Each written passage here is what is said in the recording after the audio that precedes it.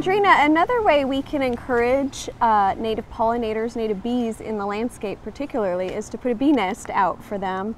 And this could be something you make yourself, or we have a couple of different commercially available products. Right, or build your own. They're very simple, straightforward.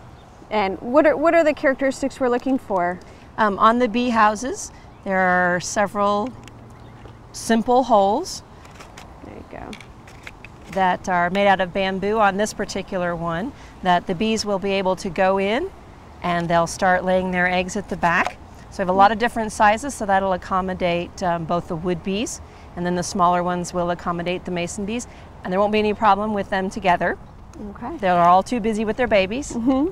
And this one has smaller openings, and it actually has a removable This one's insert. fabulous. It's a great nest because you can look inside and see what's going on in there. So why don't you tell me what's happening here? This one's just getting started. You'll see at the very end that there are some tiny larvae, and that around them the mama bee has come in and she has provisioned pollen so that when the egg hatches and the larvae is ready to feed, that he'll have plenty of food to eat. And she starts at the back and she'll fill it all the way up to the top. Yeah, like we see here. And put little divisions between each one.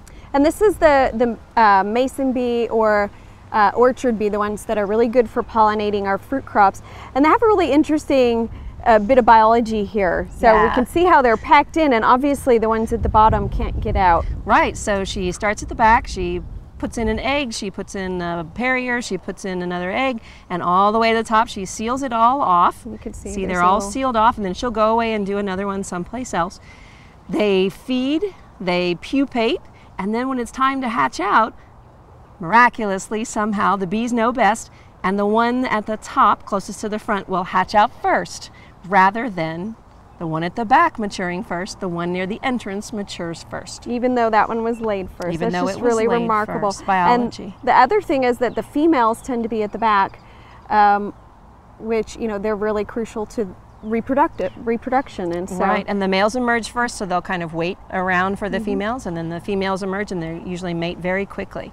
And this is a great box just because it has the clear tubes. They don't have to be clear, Yes. but it allows you to see what's going on inside of there. And you have it set up facing perfectly, where it's got a little bit of shade to protect them in the afternoon, and it's facing towards the southeast. So you get early sun to warm the box after a cold night, but you're not facing directly south or west into the burning heat of the afternoon. And we also want to place these, elevate them off the ground, including, you know, this one I could hang from a tree or something. Yes, hang it near the trunk of a tree so that it's not out flopping around too much, but it'll be stabilized in the crotch of a tree is another place you can wedge these in. Okay. They have their own rain shelter built in, so as long as they're protected from being battered around, you can put them in your trees or up high on stilts. Okay, and we want to shoot for about 3 to 5 feet off the ground. 3 to 5 feet. It's common to want to put them on the ground, especially when you make your own by drilling,